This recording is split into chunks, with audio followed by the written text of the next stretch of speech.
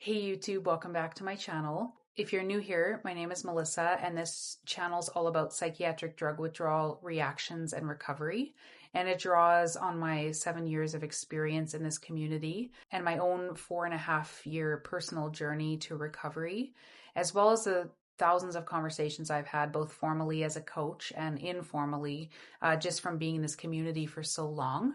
And the purpose of this channel is to provide hope and also to address common themes and topics that come up in my conversations with people, because I figure if one person is talking about it or thinking about it, there's probably many others. And so I address patterns and recurring themes on this channel. And none of it ever is meant to constitute medical advice. It's just drawing on these experiences. So the topic today is the importance of co-regulation. And I'll talk about what that means and my thoughts on it in a second.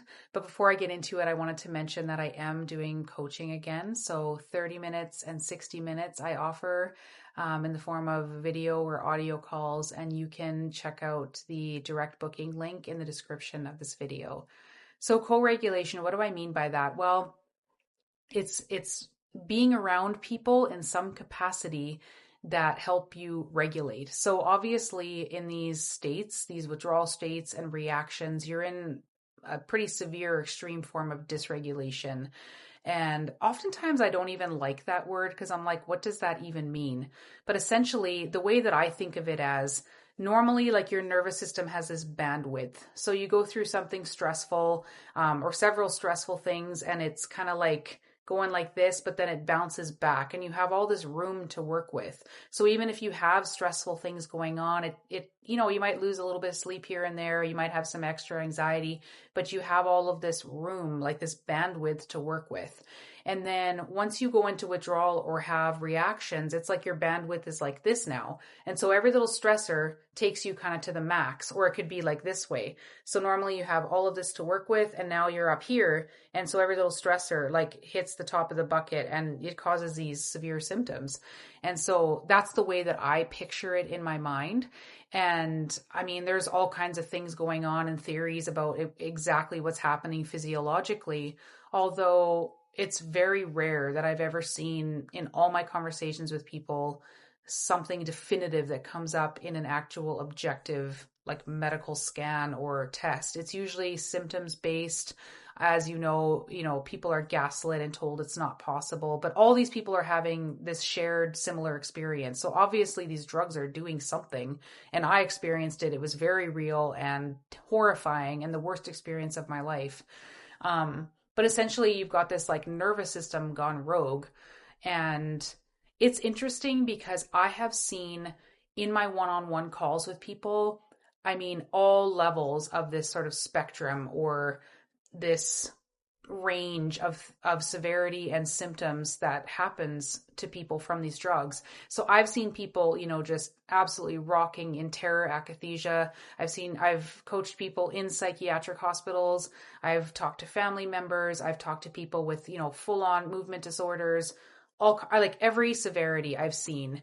And nothing really surprises me anymore at this point. But one thing that I have noticed, even in the severe cases, like people screaming in akathisia, is that if they're able to like co-regulate with me, it will bring their symptoms down, or it'll calm them down, their minds, their bodies, up to 70-80% in the course of an hour. And I'm no magic person. I don't have any superpowers. I think just that ability to have someone sit with you where you can co-regulate, you're like feeding off that energy. There's something definitely to that. And I've had conversations with people who maybe are having severe symptoms, but maybe when I'm talking to them, they might be at baseline or be in a window that day. And they'll say to me, I don't know what it is, but I feel the best after I've had some type of social engagement, positive social engagement. So this could be a short interaction with a neighbor. It could be talking to someone in this community, a healing buddy, a coach. It could just be being around a safe person in your real life, someone that provides you with comfort and a safe space to share how you're feeling, to talk about anything. Like you just have this emotional safety with them. And it's very powerful in how that can dial down people's symptoms. I've seen it over and over again in people in severe, severe distress, and also in conversations with people. And that was my own experience as well. I know there's other people or coaches in this community who talk about this as sort of like a pillar of healing. And I absolutely agree with it. Nothing is a magic bullet. I think sometimes we get tunnel visioned about that in this community, but again, when I make analogies to something that takes a long time to achieve, like weight loss, or when you're managing any type of chronic condition, there's usually, it's a process. It's not something that happens quickly. So like with weight loss or getting in shape, for instance, people understand that it's a process. They don't expect to go to the gym, eat healthy one day and have this like cut physique.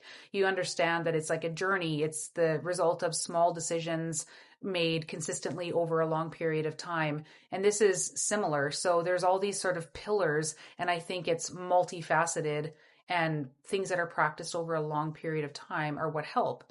Now, obviously, like time is on your side. I fully believe that. And there's not necessarily a perfect laundry list of things that you have to do to get well. But I think overall, taking into account all of these different aspects of people's lives and what makes someone whole and healthy, I think is important to at least address. And so the social interaction is important. I mean, if you think about health as a whole, someone who is engaged in healthy relationships, has healthy social interactions, that's going to contribute to their overall health. And so I think, again, in this community as well, that is really, really important. I think especially since people are in such dysregulated states, there's something about being close to someone else that obviously it has to be positive and someone that you trust and like a safe space. But even if that's virtually, it's really, really powerful. I just had this conversation with someone today that brought this up. And again, this has been a recurring theme in my conversations with people.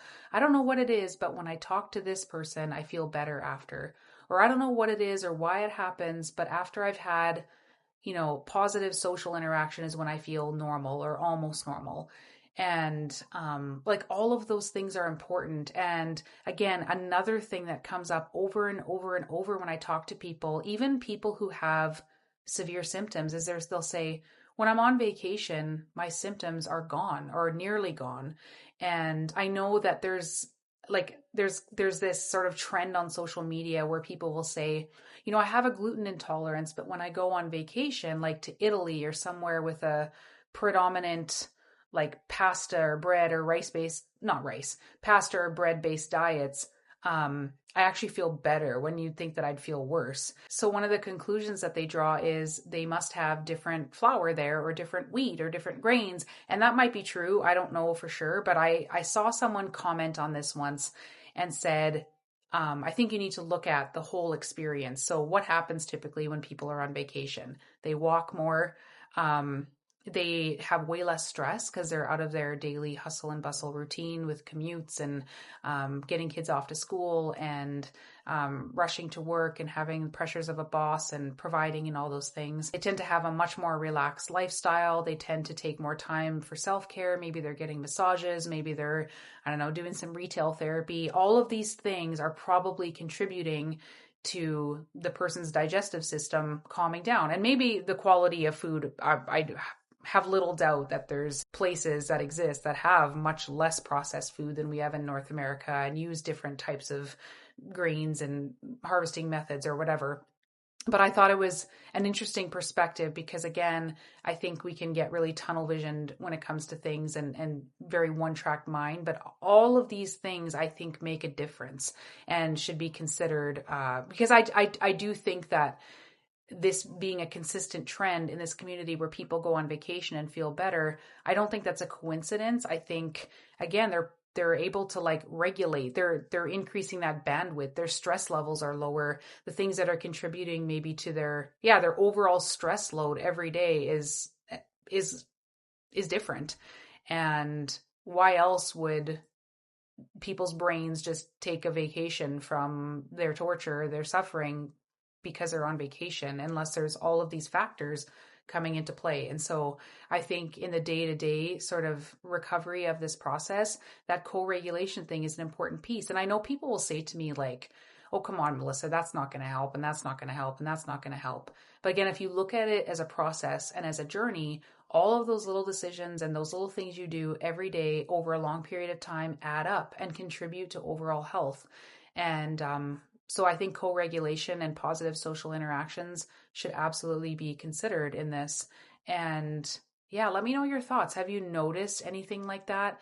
I think anything that you go through that's really difficult in life, is a good example. You know, who would want to go through grief, the loss of a loved one alone? What do you kind of instinctively, I mean, everybody grieves differently, but you need your family around you. You need people to be there for you. I know when I lost one of my best friends at age 32 to cancer, so this was in 2015, I was so distraught. I remember getting the phone call when I was driving, which was very dangerous because I was like, I'm going to get into an accident. I couldn't think. My brain was just mush. I had to pull over. I was bawling my head off. I was hysterical.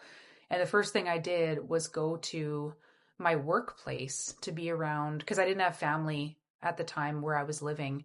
So they were like my family. So I went to them and cried with them, and then I just wanted someone near me all the time. And so someone that I had known at that time came and spent like a week with me just to be with me.